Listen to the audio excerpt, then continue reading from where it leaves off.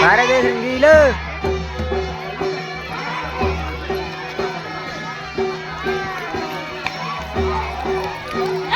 Ahora tú te najo,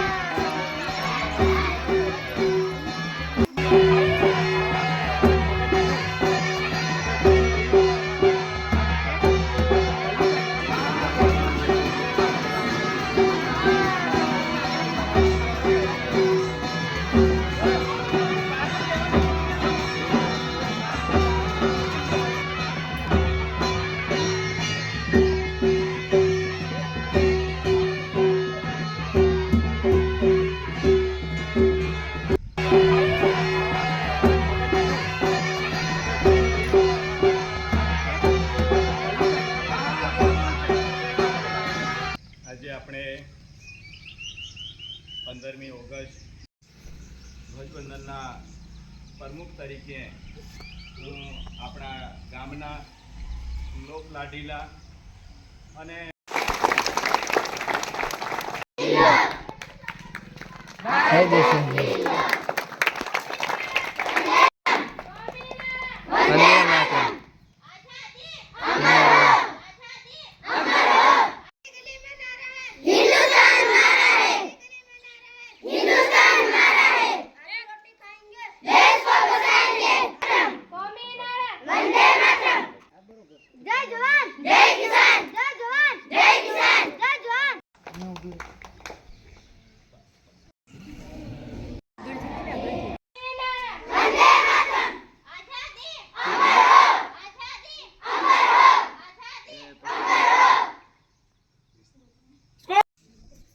જુદા જુદા વિભાગમાં આપણા તહેવારો વહેંચાયેલા હોય છે અને એમાં મુખ્ય આપણા બે રાષ્ટ્રીય તહેવારો છે, સ્વતંત્ર દિન અને પ્રજાસત્તાક દિન, જે આપણા દેશ માટે ખૂબ ગર્વશાળી કહી શકાય એવા તહેવારો છે.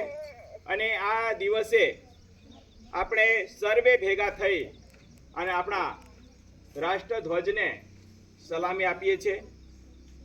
ત્યારે આજના પ્રસંગે આપણા પ્રમુખશ્રીને હું વિનંતી કરું કે આપણે બે શબ્દ આપણને કહે. એવા હિમસિંહભાઈ મોહનિયા સાહેબ.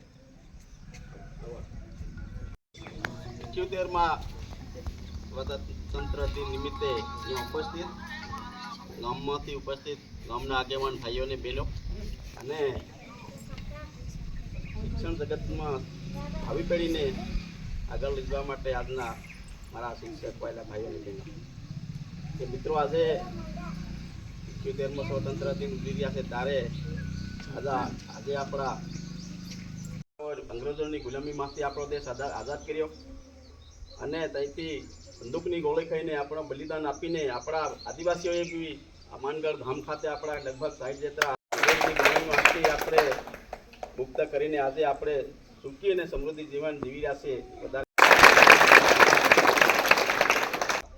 શહીદ વીરો છે, એમને પોતાનું બલિદાન આપી લડાઈ કરી અને અંગ્રેજો સામે એને ઘૂંટણીએ પાડ્યા. આવી બાળકનું ભાવિ આપણી શાળાના શિક્ષણમાં પ્રગતિમાં છે. ત્યારે ખાસ કોઈ પણ નિશાળે ભણતું હોય બાળક, ભારત દેશની કોઈ પણ નિશાળમાં ભણતું હોય પણ એને ભણાવજો. આપણી નિશાળે તો બાળકોને મોકલજો, પણ જો કોઈ આશ્રમ શાળા, હાઈસ્કૂલમાં અને કોઈ પણ ખાનગી શાળામાં ભણતું હોય પણ એને અવશ્ય આપણે ભણાવવાનું છે. એનું વચ્ચે આપણે રોકી દેવાનું નથી અને બાળકને શાળામાં મોકલવા માટે ખાસ પ્રયત્નો કરવાના છે. આપણે ફળિયાની પણ આપણે જવાબદારીનું પણ આપણે ધ્યાન રાખવાનું છે, કારણ કે હવે ભણતર વગર હવે ચાલે એમ નથી. ખેતી કરવી હોય તોય આપણે શિક્ષણ જોઈએ.